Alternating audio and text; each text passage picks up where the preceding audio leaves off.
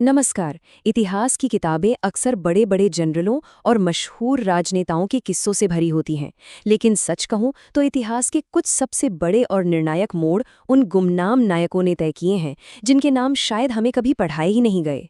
आज के इस ऐतिहासिक विश्लेषण में हम अदम्य साहस और निडरता के बिल्कुल उन्हीं छिपे हुए अध्यायों को उजागर करने वाले हैं। ये कोई आम कहानियां नहीं हैं, ये उन लोगों की गाथाएं हैं जिन्होंने हर मुमकिन हार के सामने खड़े होकर भी इतिहास का पूरा रुख ही मोड़ दिया।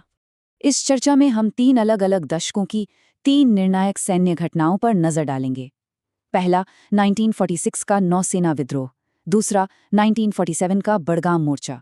तीसरा, 1971 का खामोश युद्ध यानी ऑपरेशन जैकपॉट। और अंत में हम बात करेंगे इन गुमनाम नायकों की विरासत की। तो चलिए सीधे इसमें उतरते हैं और इस टाइमलाइन के जरिए इन घटनाओं के कालक्रम को समझते हैं। हम देखेंगे कि कैसे 1946, 1947 और 1971 में ये 3 बिल्कुल अलग स्थितियां पैदा हुईं। हर घटना अपने आप में एकदम जुदा थी, लेकिन इन सभी में एक बात बिल्कुल समान थी: असंभव के खिलाफ अकल्पनीय साहस का प्रदर्शन। तो शुरुआत करते हैं अध्याय 1 से। नौसेना विद्रोह 1946। द्वितीय विश्व युद्ध बस खत्म ही हुआ था और बदलाव की सुगबुगाहट काफी तेज थी। जरा सोचिए, 18 फरवरी 1946 की सुबह बॉम्बे के HMIS तलवार शिप पर एक बहुत ही मामूली सी बात को लेकर विद्रोह शुरू हुआ। और वो बात क्या थी? खराब खाना। भारतीय नौसैनिकों को पानी जैसी पतली दाल दी जा रही थी जिसमें बाकायदा पत्थर मिले होते थे। जब उन्होंने इसकी शिकायत की तो ब्रिटिश कमांडर किंग ने उन्हें नस्लभेदी गालियां दी। बस इसी अपमान ने एक चिंगारी का काम कर दिया। नौसैनिकों ने तुरंत खाना नहीं तो काम नहीं का नारा लगा दिया। देखते ही देखते एक मामूली सी शिकायत ने एक विशाल विद्रोह का रूप ले लिया। और सबसे खास बात पता है क्या थी? इस घटना ने हिंदू, मुस्लिम और सिख सभी नौसैनिकों को ब्रिटिश सत्ता के खिलाफ पूरी तरह एकजुट कर दिया। अब यहाँ गौर करने वाली सबसे दिलचस्प बात यह है कि इस बगावत का पैमाना कितना विशाल था। सोचकर देखिए, महज 48 घंटों के भीतर यह विद्रोह जंगल की आग की तरह कराची से लेकर कलकत्ता तक फैल गया। 78 जहाज़ों और 20 तटीय ठिकानों पर कब्जा कर लिया गया और 20,000 से भी ज्यादा नौसैनिक इसमें शामिल हो गए। मतलब ये कोई छोटी मोटी हड़ताल नहीं थी। अंग्रेजों ने जिस नौसेना के दम पर आधी दुनिया पर राज किया था, वही नौसेना अब पूरी तरह से उनके खिलाफ हो चुकी थी। और इसका असर क्या हुआ? तत्कालीन ब्रिटिश प्रधानमंत्री क्लेमेंट एटली को ये अच्छी तरह एहसास हो गया था कि भारतीय सेना, नौसेना और वायुसेना की वफादारी अब ब्रिटिश ताज के प्रति नहीं बल्कि अपने खुद के देश के प्रति हो गई है। इस भुला दिए गए विद्रोह ने अंग्रेजों को ये बिल्कुल स्पष्ट कर दिया कि वे अब सिर्फ ताकत के दम पर भारत पर शासन नहीं कर सकते, और इसी वजह से उनके भारत छोड़ने की प्रक्रिया कहीं ज्यादा तेज हो गई। चलिए अब आगे बढ़ते हैं अध्याय 2 की तरफ। 1947 का बड़गाम मोर्चा। भारत को आज़ादी मिल चुकी थी, लेकिन विभाजन का दर्द अभी बिल्कुल ताज़ा था और इसी बीच एक बहुत बड़ा खतरा श्रीनगर की तरफ बढ़ रहा था।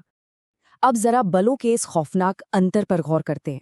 एक तरफ भारतीय सेना की 4थी कुमाऊं रेजिमेंट के सिर्फ 50 जवान थे और उनके ठीक सामने थे 700 से 800 आधुनिक हथियारों से लैस खूंखार कबायली घुसपैठिए। मतलब ये कोई आम लड़ाई थी ही नहीं, ये सीधे सीधे एक के मुकाबले 15 दुश्मनों की लड़ाई थी। अगर ये मुट्ठी भर टुकड़ी वहां हार मान लेती तो श्रीनगर एयरपोर्ट सीधा दुश्मनों के कब्जे में चला जाता और कश्मीर पूरी तरह से हाथ से निकल जाता। इस छोटी सी टुकड़ी का नेतृत्व कर रहे थे 24 साल के युवा मेजर सोमनाथ शर्मा। और यहाँ सबसे असाधारण बात यह है कि उनका बायां हाथ पूरी तरह से फ्रैक्चर्ड था और एक भारी प्लास्टर में बंधा हुआ था। डॉक्टरों ने उन्हें सख्त आराम करने को कहा था, लेकिन वे अपने जवानों को उस हालत में छोड़कर नहीं गए। जब गोलियों और मोर्टार की भारी बारिश हो रही थी, तब मेजर शर्मा अपने मोर्चे से एक कदम भी पीछे नहीं हटे, बल्कि वो अपने एक सही हाथ और दांतों की मदद से मैगजीन लोड कर करके अपने जवानों को देते रहे। क्या आप इस जज्बे की कल्पना कर सकते हैं? भारी गोलाबारी के बीच उन्होंने वायरलेस पर हेडक्वार्टर्स को अपना आखिरी संदेश भेजा। उन्होंने कहा, दुश्मन हमसे केवल 50 गज की दूरी पर है, हमारी गिनती बहुत कम है, लेकिन मैं 1 इंच भी पीछे नहीं हटूंगा जब तक हमारे पास एक भी जवान और एक भी गोली बाकी है।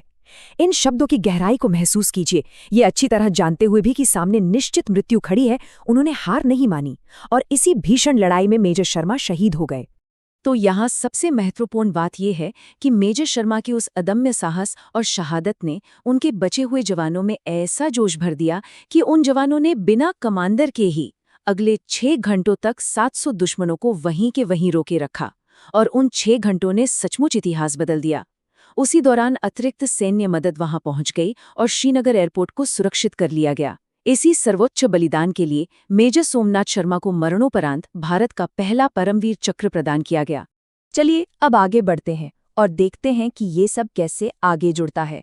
हमारा तीसरा और अंतिम अध्याय 1971 का ऑपरेशन जैकपॉट, एक खामोश युद्ध जिसने दुश्मन की पूरी कमर ही तोड़ दी।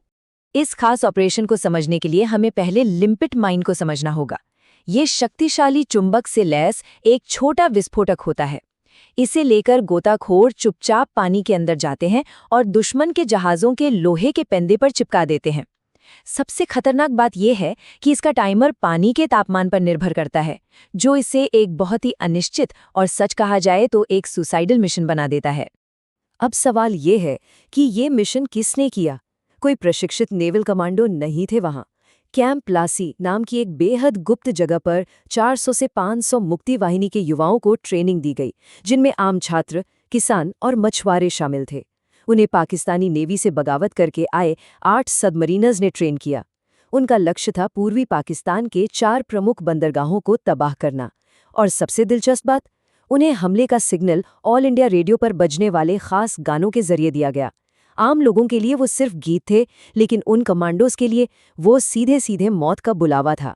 14 अगस्त की उस घोप अंधेरी रात को इस खौफनाक ऑपरेशन को सिलसिलेवार तरीके से अंजाम दिया गया। रेडियो पर सिग्नल मिलते ही ये कमांडोज पानी की सतह के ठीक नीचे एक पतली सी नली के सहारे सांस लेते हुए मीलों तक तैरे। जरा सोचिए, ऊपर पाकिस्तानी गश्ती नौकाएं बड़ी बड़ी सर्चलाइट्स के साथ लगातार घूम रही थीं। जहाज़ों तक पहुंचकर उन्होंने वो मैग्नेटिक लिम्पिट माइन चिपकाई। इसके बाद धमाके की जद से बाहर निकलने के लिए उनके पास सिर्फ 45 मिनट थे। थकान से शरीर टूट रहा था, लेकिन रुकने का मतलब था सीधे सीधे मौत। और ये बात बहुत ही शानदार तरीके से दर्शाती है कि उन साधारण लोगों के दृढ़ संकल्प का क्या अचूक परिणाम हुआ। 45 जहाज़। सिर्फ एक रात में इन खामोश गोताखोरों ने चटगांवों और अन्य बंदरगाहों पर 45 बड़े जहाज़ों को डुबो दिया या पूरी तरह बेकार कर दिया। लगभग 1 लाख टन राशन और गोला बारूद हमेशा के लिए पानी में समा गया।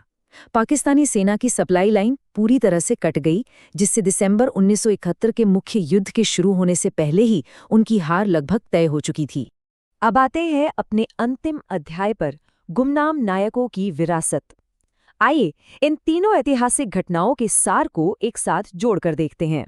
इस पूरे विश्लेषण का निचोड़ यही है कि इतिहास की असली कीमत अक्सर उन गुमनाम नायकों द्वारा चुकाई जाती है जो खामोशी से और हर नामुमकिन परिस्थिति के खिलाफ जाकर अपना अदम्य साहस दिखाते हैं। चाहे वो खराब खाने के खिलाफ आवाज उठाने वाले 20,000 नौसैनिक हो, टूटे हुए हाथ के साथ 700 दुश्मनों की फौज का डटकर सामना करने वाले 50 कुमाऊनी जवान हो, या फिर अपने देश के लिए पानी के अंदर मौत को गले लगाने वाले वो युवा छात्र हों। संसाधनों और संख्या में बेहद कम होने के बावजूद इन्हीं असाधारण लोगों ने आधुनिक भारतीय उपमहाद्वीप का नक्शा हमेशा के लिए बदल दिया। अंत में चलिए एक विचारोत्तेजक सवाल के साथ इस चर्चा को यहीं विराम देते हैं। जरा सोचिए, हमारे इतिहास की किताबों के हाशिए में ऐसे और कितने खामोश लेकिन इतिहास बदलने वाले ऑपरेशन आज भी छिपे हुए हैं जिनके बारे में हम बिल्कुल कुछ नहीं जानते। जब भी हम आज़ादी की इस खुली हवा में सांस लें तो हमें ये ज़रूर याद रखना चाहिए कि इस आज़ादी की नींव में उन अनगिनत गुमनाम जांबाजों का खून और पसीना मिला हुआ है। इस विश्लेषण से जुड़ने के लिए बहुत बहुत धन्यवाद।